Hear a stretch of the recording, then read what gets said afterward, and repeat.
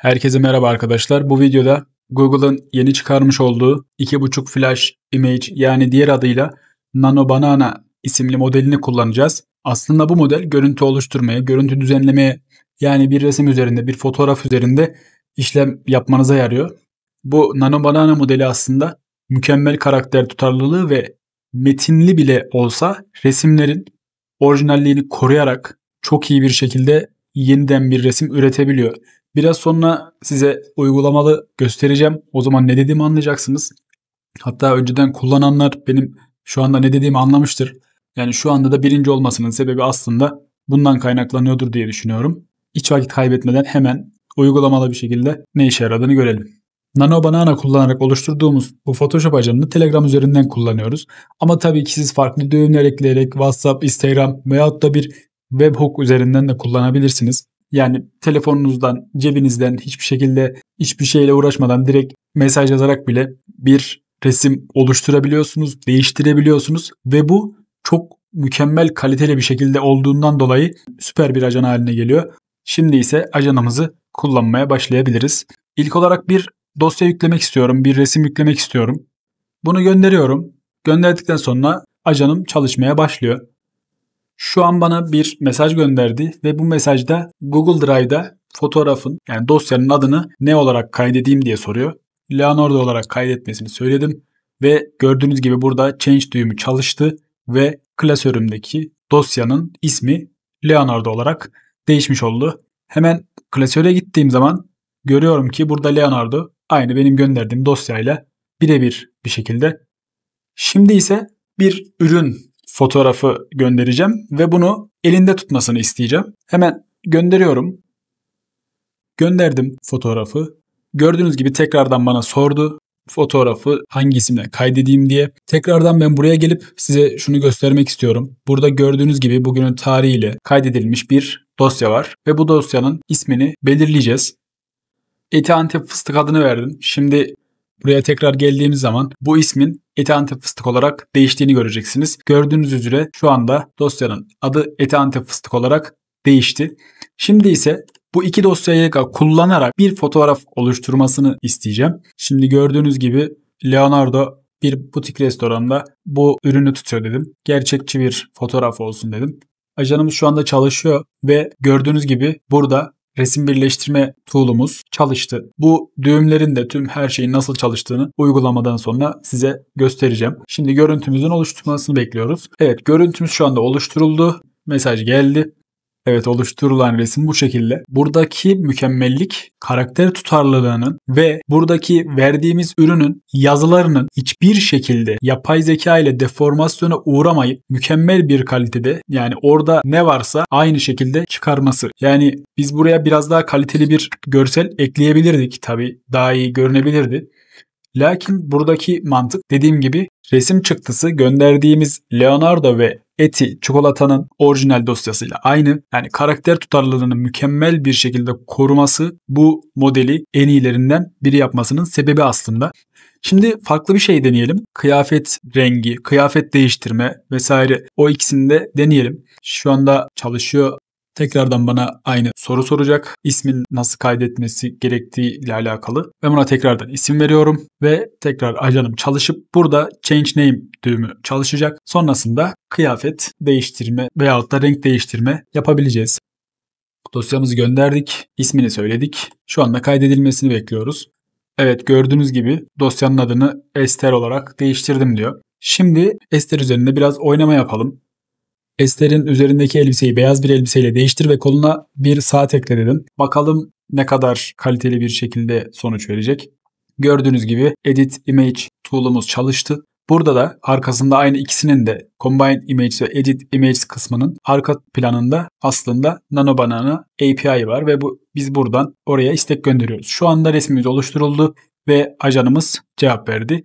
Tekrardan dönüp bakıyorum. Beyaz bir elbiseyle değiştirmiş ve şurada da gördüğünüz gibi bir saat eklemiş. Tabii ki kolları çok ön planda olmadığı için saat biraz arkada kalmış ama orijinal fotoğrafa baktığımız zaman hiçbir şekilde saat yok. Buraya baktığımızda ise böyle ön planda olsa gayet güzel gözükecek bir saat eklemiş aslında. Burada elbisenin rengini de değiştirebiliriz. Elbise rengini kırmızı yap dedim. Tekrardan ajanım çalışmaya başladı ve buradan tekrar Edit Image düğümü çalışacak ve tekrardan bize bir sonuç gelecek aslında.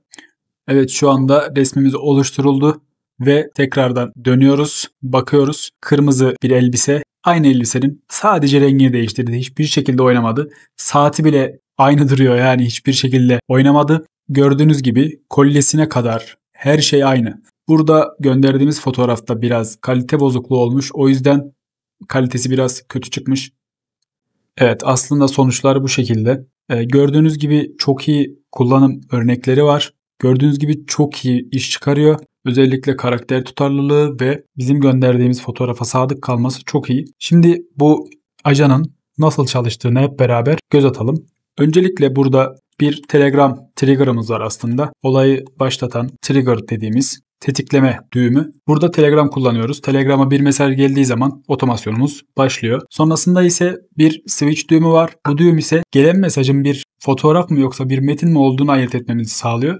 Sonrasında ayırt ettikten sonra eğer fotoğrafsa, bir dosyaysa burada dosyayı indirip sonrasında Drive'a yüklüyor ve ajana gönderiyor. Eğer tekstse, bir metinse direkt olarak ajana gönderiyor ve ajan buradaki 5 tane tool'u, aracı kullanarak bize bir cevap oluşturuyor. Burada ajanın içine girecek olursak kullanıcı mesajı olarak bir text, yani bu text bizim gönderdiğimiz Telegram'dan yazdığımız teksti buraya alıyoruz. Sonrasında ise sistem mesajı olarak bu ajanın nasıl çalışması gerektiğini buraya yazıyoruz. Ona göre bize sonuçlar veriyor.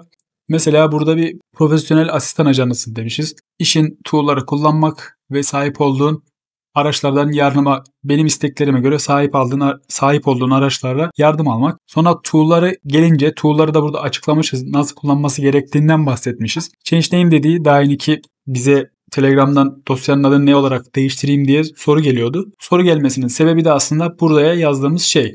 Sonrasında Combine Images kısmı ise iki resmin bir görüntüde birleştirmesini sağlıyor aslında. Buradaki Search Raw Files ise ham dosyaları, yani bizim direkt olarak Telegram'a yüklediğimiz dosyaları, kendimiz adlandırdığımız dosyayı aramasını sağlıyor aslında. Search AI Images ise burada yapay zeka ile oluşturduğumuz, Nano Banana ile oluşturduğumuz resimleri aramasını sağlıyor. Edit Image ise aynı şekilde bir resmin üzerinde değişiklik yapmak için, mesela Esther'in elbisesini değiştirirken bu düğümden faydalandık. Buradaki talimatlar ise işte kullanıcı bir fotoğraf gönderdiğinde ona isminin nasıl adlandıracağını, ona dosyayı nasıl adlandıracağını sor diyor. Sonrasında ise kullanıcının verdiği cevap ile dosyanın adını değiştir diyor. Sonrasında burada aslında Combine Image kısmında Nano Banana var ve Edit Image kısmında Nano Banana var. Oraya gelmeden önce buradaki dosya işleme araçları şu şekilde. Change name, örnekte de gördüğünüz gibi gönderdiğimiz dosyanın Drive klasöründe adını değiştirmesine yarıyor. Search Raw Files ise Telegram'dan bir şey yazacağız. Öncesinde Esther'i biz eklemiştik ya. Esther'i farklı bir ürünle veyahut da Esther'i direkt olarak farklı bir manzarada oluşturmasını isteyeceğiz. Mesajda Esther yazdığımızda, yani dosyanın adına ne verdiyse, ajan geliyor, burada arıyor. Aradıktan sonra eğer 2-3 tane varsa, hatta burada da oluşturulan varsa bize soruyor hangisini kullanmak istersin diye. Biz bir tanesini seçiyoruz veya bir tane varsa zaten ajan kendisi bunu kullanıyor. Kullandıktan sonra buradaki tool'lara aktarıyor. Buradaki tool'lar resmi kullanarak bizim istediğimiz bir resmi oluşturup burada yine Telegram aracılığıyla bize gönderiyor. Tamamen bu şekilde. Hatta diğer yere geçmeden önce de burada bir hafıza düğümü var aslında. Tekrar bir şeyi sürekli olarak bahsetmemek için belli bir mesaj sayısına kadar burada aklında tutabiliyor aslında. Yani burada bağlam dediğimiz, kontekst dediğimiz şey var. Sonrasında ise burada cevap modeli ve beyin modeli olarak GPT ve Anthropic kullanıyoruz. Combine Image kısmına girecek olursak buradaki trigger bir otomasyon başlatıldığı zaman, bir otomasyondan buna emir geldiği zaman tetiklenecek trigger olarak eklendi. Alanları düzenle kısmına birinci resim ve ikinci resmi buraya koyuyoruz. Sonrasında ise bunları Google Drive'den indiriyoruz ve bağlantılarını buradan ImageBB'ye gönderiyoruz. Buraya göndermemizin sebebi ise Nano Banana'nın, yani Fal AI'da kendi resimlerimizi göndermek için bir dosya URL'si oluşturması gerekiyor. Yani bir resim URL'si göndermemiz gerekiyor. Onu göndermemiz için de aslında burada ImageBB kullanıyoruz. ImageBB'den gelen dosyanın URL'sini buradaki Nano Banana düğümüne gördüğünüz gibi yerleştiriyoruz. Sonrasında bunu çalıştırıyoruz. En sonunda oluşturulan dosyayı indirip tekrardan Google Drive'a yüklüyoruz. Bu şekilde çalışıyor. Edit Images tool'unda da gelecek olursak o da aynı şekilde diğeri gibi bir otomasyon tetiklendiğinde, bir otomasyon tarafından tetiklenildiğinde başlıyor. O da aynı şekilde dosyayı indiriyor. Aynı şekilde ImageBB'ye dosyayı yükleyip oradan bir görüntüleme bağlantısı, bir indirme bağlantısı alıyor. Sonrasında aynı şekilde Nano Banana kullanarak URL'yi buradan gönderiyoruz. Yukarıdaki promptta zaten ana agent'tan gelen promptu da buraya girdikten sonra resim oluşturuluyor. Sonra tekrardan resmi indiriyoruz ve tekrardan Dry klasörüne yüklüyoruz. Çalışma mantığı aslında bu şekilde tamamen. Evet, Falea neredeyse tüm yapay zekaların bulunduğu bir platform. Bu platformu yapay zekalara API ile istek göndermek için kullanıyoruz açıkçası. Bu API keys kısmında kendinize add key diyerek bir API key oluşturup bunu HTTP isteği gönderirken doğrulama kısmında kullanıyorsunuz. Ve tabii ki bu hizmeti kullanmak için de kredilerinizin olması gerekiyor. Buradan kredi kısmından burada kredi yükleyebiliyorsunuz. Sonrasında bunu modellerin ne kadar ücretlendirdiği ile alakalı sizin bakiyenizden düşülüyor. Mesela kullandığımız modelin burada bakalım resim başına 0.039 dolar kullanıyormuş ve 25 kere çalıştırıldığında 1 dolar harcıyormuş. Yani gayet ucuz. 2 TL'ye gibi bir ücrete geliyor sanırsam. 1,5-2 TL gibi bir ücrete geliyor bizim her oluşturduğumuz şey başına. ImageBB kısmına geldiğimizde ise aynı şekilde bir hesap açıyorsunuz. Sonrasında buradan hakkımızda kısmından API kısmına geliyorsunuz. Burada kendi oluşturduğunuz API'nizi kopyalayıp aynı şekilde orada düğümde gerekli yere yapıştırıyorsunuz. Buradaki kısım da aslında çok kolay. Burada zaten nasıl kullanılacağı burada anlatılıyor. Buradan destek alarak kurabilirsiniz. Ayrıca burada örnek bir çağrı var. Yani curl komutuyla bunu tamamen kopyalayıp import ederek direkt olarak HTTP düğümü dolacak.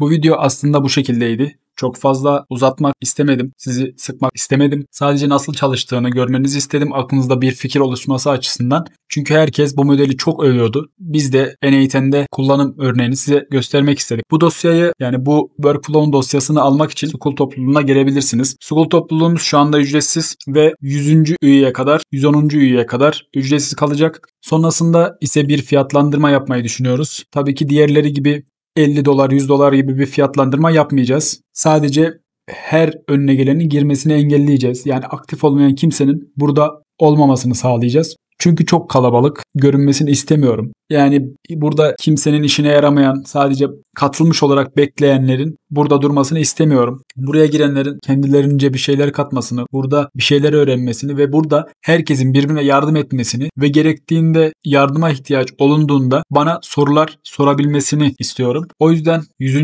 veyahut da 110. kullanıcıdan sonra düşük bir miktarda yine yapacağım ücretlendirmeyi öyle çok fazla yapmayacağız.